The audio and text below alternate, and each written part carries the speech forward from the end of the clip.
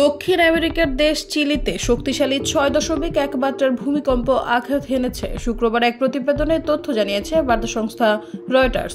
স্থানীয় সময় বৃহস্পতিবার দেশটির উত্তরাঞ্চলে এই ভূমিকম্প আঘাত হানে। তাৎক্ষণিকভাবে ক্ষয়ক্ষতি বা হতাহতের কোনো খবর আসেনি।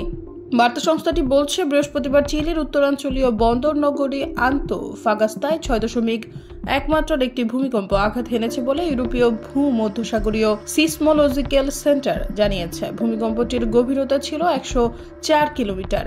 বিশ্বের ভূমিকম্প প্রবণ দেশগুলোর মধ্যে অন্যতম চিলি।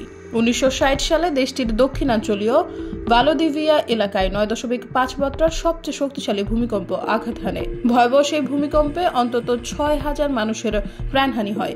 এর আগে গত বছরের ডিসেম্বরের দ্বিতীয় সপ্তাহে চিলিতে 6.2 মাত্রার শক্তিশালী ভূমিকম্প আঘাত হানে।